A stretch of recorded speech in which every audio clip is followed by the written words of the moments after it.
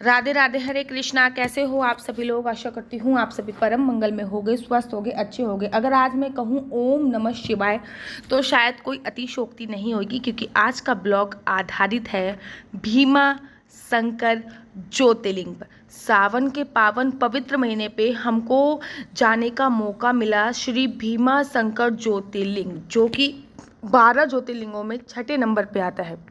भीमा शंकर ज्योतिर्लिंग कैसे गए, क्या क्या प्रोसीजर हुआ, कैसे जाना हुआ। सबसे पहले तो मैं भोले बाबा जी को आंखें बंद करके तहे दिल से प्रणाम करती हूँ कि सावन के पावन पवित्र महीने में हमें भीमा शंकर जाने का मौका मिला। भाई, वो भी ज्योतिर्लिंग जाने का मौका मिला। लोग सावन के महीने में शिवलिंग तक के भी दर्शन नहीं कर पाते और हमें ज्योतिर्लिंग जाने का सौभाग्य प्राप्त हुआ। इसके लिए मेरे भोले बाबा का तहे दिल से बहुत बहुत शुक्रिया। तो चलिए जल्दी से आपको भी मैं लेके चलती हूँ भीमा शंकर ज्योतिर्लिंग, और आपको भी मैं भीमा शंकर के दर्शन कराऊंगी। कहते हैं कि मंदिर के चाहे बेशक अंदर जाओ चाहे ना जाओ, लेकिन दर्शन करने मात्र से आपको अनंत सुखों की प्राप्ति होती है और आपको अनंत फलों की प्राप्ति होती है। तो चलिए जल्दी से विलंब ना करते हुए मैं आपको लेके चलती हूँ। राधे राधे, हरे कृष्णा। कैसे हो आप सभी लोग? आशा करती हूँ आप सभी परम मंगल में होगे, स्वस्थ होगे, अच्छे होगे। तो आज पहले बर्थडे बॉय से मिल लीजिए और इनको विश कर दीजिए, wish you very very happy birthday. और आज मैं आप लोगों को मिलवाने जा रही हूँ अपने भाई से, जिससे मैं खुद 3.5 साल बाद मिल रही हूँ। राधे आप सभी को राधे राधे। मनीष भैया। तो हम लोग जा रहे हैं भीमा शंकर, रास्ते में हैं और घर से तो निकल गए थे 5:30 बजे के आसपास, लेकिन वीडियो स्टार्ट ही नहीं करी मैंने। और जब मैंने अब ऐसा व्यू देखा तो मुझे लगा वीडियो स्टार्ट कर देनी। लोग कितना सुंदर नजारा लग रहा है। मैं कैमरे में इतना अच्छा कैप्चर नहीं कर पा रही हूँ जितना अच्छा देखने में लग रहा है। बहुत सुंदर, बहुत बहुत सुंदर ज्यादा लग रहा है। तो चलो भीमा शंकर आपको, सॉरी भैया, भीमा शंकर आपको भी लेके चलती हूँ मैं। और सिया के पापा केक काटेंगे क्या? अभी गाड़ी पे रख के केक काटोगे? सिया के पापा कह रहे हैं कि हम आगे केक काटेंगे। तो चलो आपको भी लेके चलते हैं। ये का प्राकृतिक सुंदरता और है, मेरे को इतना अच्छा लग रहा है। मैं आपको बता, ये का जो वेदर है ना, हम हमेशा लेट ही निकल पाते थे, जल्दी निकल ही नहीं पाते थे पूजा अर्चना वंदना करने के लिए। लेकिन और देखो, मिलवाती हूँ एक जने और से, सुतांतु लड्डू गोपाल। और नज़ारा बहुत जबरदस्त है, बहुत देखने को मिल रहा होगा ना, और सम। तो चलो देरी हो जाएगी, जल्दी से चलते हैं, क्योंकि गाड़ी एक के बाद एक निकल रही है। हमें लगा, पता चला क्यू में लग गए। फाइनली रास्ते में हमें एक व्यू और मिला। एक व्यू पे हम लोग रुके और देखिए कितना फॉग हो रहा है। सोचिए कितनी, मतलब दिल्ली एनसीआर में इतनी गर्मी हो रही है और भीमा शंकर पे इतना फॉग हो रहा है। हम लोग जा रहे हैं लेकिन बहुत बहुत ज़्यादा कोहरा हो रहा है। हम लोगों को ना सर्दी खांसी जुकाम ना हो जाए, ठंडा गरम ठंडा गरम ठंडा गरम चलता जा रहा है, लेकिन हम पर भगवान की बहुत बहुत ज़्यादा कृपा। हम लोग पहुंच गए हैं और होटल हम लोगों ने नहीं लिया था, क्योंकि ऑनलाइन जब हम होटल बुक कर रहे थे तो वो बहुत दूर दूर बताया था, जैसे कि 38 किलोमीटर दूर, 40 किलोमीटर दूर। तो हमने देखा कि अगर यहाँ पे भी कोई होटल मिल जाएगा तो वेल एंड गुड है, फिर हम यहीं पे होटल ले लेंगे। इसलिए ऑनलाइन हमने बुक नहीं किया, क्योंकि बहुत दूर दूर डिस्टेंस बता रहा था, इसलिए ऑनलाइन बुक नहीं किया गया। अभी सिया के पापा और मेरे भैया होटल देखने के लिए गए हैं और सिया बैठी है अपने पापा की सीट पे बैठ के सियू रानी एंजॉय करी। सिया बेबी, सिया बेबी, मजे आ रहे हैं,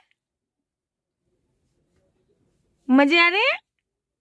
वेदर है ना, वो बहुत बहुत अच्छा वेदर है। मैं आपको दिखाता हूँ, अच्छा वेदर है यहाँ का, बहुत ही अच्छा वेदर है और बहुत ही ज्यादा आनंद की प्राप्ति हो रही है मुझे। टू मच एक्साइटेड, बहुत ज्यादा मेरे को एक्साइटमेंट हो रही है। बस मैं जाकर भोले बाबा जी के दर्शन कर लूं बस। और ना हम लोगों ने सुबह से कुछ खाया नहीं, बिकॉज ऑफ द रीजन हम लोग चाहते थे कि हम दर्शन करने के बाद ही कुछ खाना ग्रहण करें, इसलिए हम लोगों ने कुछ भी नहीं खाया, क्योंकि हम भोले बाबा के दर्शन करने के बाद ही भोजन ग्रहण करना चाहते थे। फाइनली हम लोगों ने खाना वाना खा लिया, घर से मैं बना के लेके आई थी खाना, तो हम लोगों ने खाना वाना खा लिया है और अब हम लोग दर्शन करने जा रहे हैं। और यहाँ पे लोग कह रहे हैं कि 4 से 5 घंटे हमें दर्शन करने पे लगेंगे। बहुत भीड़ होती है इधर तो क्योंकि ये ज्योतिर्लिंग है, ऑब्वियसली बात है भीड़ तो होनी है। और सिया के कपड़े चेंज हो चुके हैं, हल्की हल्की बारिश हो रही तो सिया के थोड़े मोटे कपड़े पहना दिए हैं। तो चलो finally we are very excited और अपनी धर्मपत्नी से बात कर रहे हैं। तो चलो अब चलते हैं भोले बाबा का नाम लेके, हर हर शंभू। तो सबसे पहले हम लोगों ने लगवाया तिलक।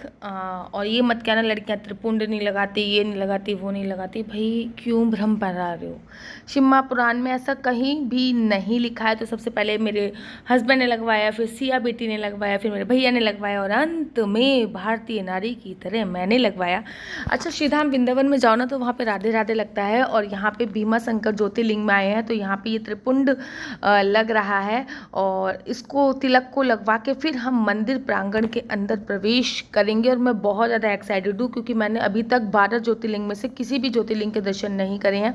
ये मेरा प्रथम ज्योतिर्लिंग है और आगे भगवान ने चाहा तो मैं आगे और भी ज्योतिर्लिंग के दर्शन करूंगी। इसके लिए मैं बहुत बहुत ज़्यादा उत्साहित हूँ। त्रिपुंड लगवाने के बाद और तिलक लगवाने के बाद हम लोगों ने किया कुछ फोटो शूट, और जो कि कुछ इस तरीके से दिख रहा था। सबके मस्तक में देखो तिलक जो होती है ना, वो सनातन धर्म की पहचान है। तिलक हम सबको लगाना चाहिए और मैं हमेशा कहती हूँ तिलक लगाने से हमारा जो चेहरा है वो तो खिलता ही खिलता है, हमारे चेहरे पे, हमारे मस्तक पे विशेष क्रांति आ जाती है। तो अब हम नीचे एंट्री करने जा रहे हैं। तो नीचे एंट्री में ना हमें कुछ सीढ़ियाँ उतर के नीचे जाना था।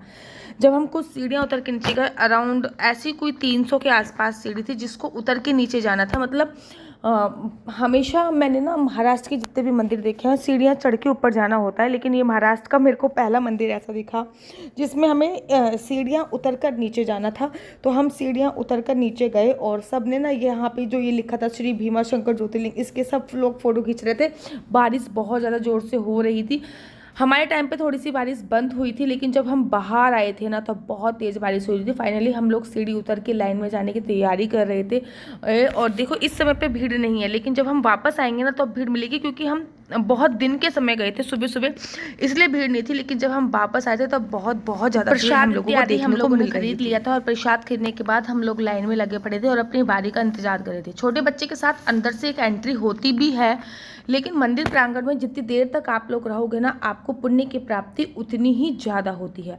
इसलिए मैं मंदिर प्रांगण में काफ़ी देर तक रहना चाहती थी ताकि हमें पुण्य की प्राप्ति बहुत बहुत ज़्यादा हो। अभी लाइन में लगी थी, सिया अपने पापा की गोदी में थी। हमने सिया का ना पूरा मस्तक पे तिलक नहीं लगवाया क्योंकि बच्चा है और हमें नहीं पता कि कैसी सेंसिटिव स्किन है कि नहीं है, ये चीज़ें हमें नहीं जानते हैं। इसलिए हमने सिया का पूरा त्रिपुंड नहीं बनवाया। और सिया जो है वो भी लाइन में लगे के अपनी बारी का इंतजार गई थी। लाइन में लगे लगे एक बार तो वो सो भी गई थी और सोने के बाद फिर वो दोबारा उठी थी और सारे जो पूजा सामग्री थी ना उसमें अपना हाथ लगा रही थी। That is good. उस पर अगर हाथ लगाते तो हमारी जो वाइब्रेशंस है वो उस पर जाती है। मैंने आपसे कहा था कि भीड़ ज़्यादा नहीं थी, हमारा बहुत ज़्यादा पॉजिटिव वाइब्रेशन 1 या 1.5 घंटे बाद आ गया था। वो भी आप सोचिए कि 1-1.5 घंटे बाद ज्योतिर्लिंग में नंबर आना, तो ये समझ लीजिए कि भीड़ ना के बराबर ही थी।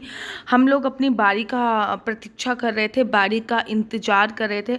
तो जो आप ये कैमरे में मैंने कैप्चर करी बस इतनी ही भीड़ थी, इससे ज़्यादा भीड़ नहीं थी। हम लोग ओम नमः शिवाय का जाप करते जा रहे थे और मन में बहुत ज़्यादा उत्साह था कि हम प्रथम बार किसी ज्योतिर्लिंग के दर्शन कर रहे हैं। अभी तक हमने ज्योतिर्लिंग के दर्शन नहीं करे और हमें बहुत छोटी सी उम्र में ये सौभाग्य प्राप्त हुआ। मंदिर प्रांगण कुछ इस तरीके से दिख रहा था। मंदिर प्रांगण में कोई भी सिक्योरिटी नहीं थी। हाँ, जो सिक्योरिटी थी वो मंदिर प्रांगण की प्राइवेट सिक्योरिटी थी। मतलब ऐसा कुछ नहीं है कि पुलिस लगाई हो या फिर आर्मी लगाई हो, ऐसा कुछ नहीं था। जो ये आर्मी के कपड़े पहन के, ये मंदिर प्रांगण के प्राइवेट कपड़े थे। तो मंदिर प्रांगण कुछ इस प्रकार से दिख रहा था।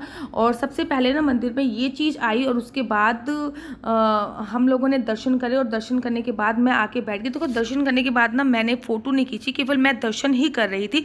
और दर्शन करने के बाद हम लोग कुछ देर मंदिर प्रांगण में बैठे और कुछ देर मंदिर प्रांगण में बैठने के बाद हमने भगवान के नाम का सिमरन किया। यहाँ पे जो सिया है ना वो अपनी मामा की गोदी में बैठी हुई थी। आप देख रहे हो कि सिया अपनी मामा की गोदी में बैठी हुई है। और कुछ मंदिर की जो प्रतिमा है ना वो कुछ ऐसी दिख रही थी, अर्थात जो शिवलिंग है वो ऐसा दिख रहा था। हमारे शास्त्रों में शिवलिंग की ही पूजा का विधान है। भगवान शिव की कोई भी मूर्ति का विधान नहीं है, केवल और केवल शिवलिंग की पूजा का विधान ही शास्त्रों में बताया गया है। जो शिवलिंग थी उस पर चांदी का कवर चढ़ा दिया गया था। सुबह सुबह केवल 5 बजे शिवलिंग पर चांदी का कवर हटाया जाता है और उस समय और बाकी पूरे दिन शिवलिंग पर चांदी का कवर चढ़ाया जाता है। ये बहुत अच्छा भीमा शंकर में करा कि उस समय पर हमें, जिस समय पर हमने दर्शन करे, हमें जल चढ़ाने दिया, और चाहे वो चांदी का कवर ही चढ़े हुए शिवलिंग पर चढ़ाने दिया, लेकिन हमें जल चढ़ाने का सौभाग्य प्राप्त हुआ। और मंदिर प्रांगण कुछ इस प्रकार से लग रहा था, जो कि ठीक ठाक ही था, अच्छा था। मंदिर में हमेशा वाइब्रेशंस बड़ी पॉजिटिव आती हैं, तो यहाँ पे कछुआ भी बना हुआ था, तो बहुत बहुत ज़्यादा सकारात्मक ऊर्जा का मंदिर में हमेशा संचार हो रहा था। और अब हम लोगों का वक्त था जाने का, तो अब हम लोगों ने मत्था टेका, और मत्था टेकने के बाद हम लोग मंदिर प्रांगण से बाहर निकले। और जब हम मंदिर प्रांगण से बाहर निकले तो जुड़वा नंदियों के दर्शन करे, और सब लोग इनकी भी पूजा अर्चना वंदना कर रहे थे, तो हमने भी थोड़ी बहुत पूजा अर्चना करी। और साउथ के मंदिरों में ना ये चीज़ बड़ी होती है, मतलब पता नहीं क्या होता है ये, लेकिन कुछ ना कुछ तो होता ही है। अगर आप लोगों को पता हो तो मुझे कमेंट्स करके बताइएगा कि आखिर ये होता क्या है। लेकिन हर साउथ के मंदिर में ये चीज़ अवश्य होती है। ज़्यादा जोर से होने लगी थी जब हम बाहर निकले थे, क्योंकि जब हमने एंट्री करी थी तब तो बारिश इतनी जोर से नहीं हो रही थी, लेकिन जब हम बाहर निकले तब बारिश का लेवल बहुत ज़्यादा हाई हो गया था, और बारिश बहुत ज़्यादा तेज़ हो गई। आप सीढ़ियाँ देख लो, सारी गीली पड़ी थी। इनफैक्ट हमने सिया को चारों तरफ से ढका, और उसके बाद फिर हम अपनी गाड़ी तक पहुँचना चाह रहे थे। मंदिर के बाहर चोटी में मेरे हस्बैंड और भाई ये फ़ोटो खींच रहे थे कि मंदिर की चोटी तो एटलीस्ट दिख जाए, क्योंकि मंदिर की चोटी देखने का भी उतना पुण्य होता है जितना मंदिर देखने का पुण्य होता है। आशा करती हूँ कि आप लोगों को मेरा ये ब्लॉग अच्छा लगा होगा। अगर अच्छा लगा होगा इसका पार्ट 2 जरूर लेके आऊँगी। राधे राधे। ओम नमः शिवाय। भीमा शंकर ज्योतिर्लिंग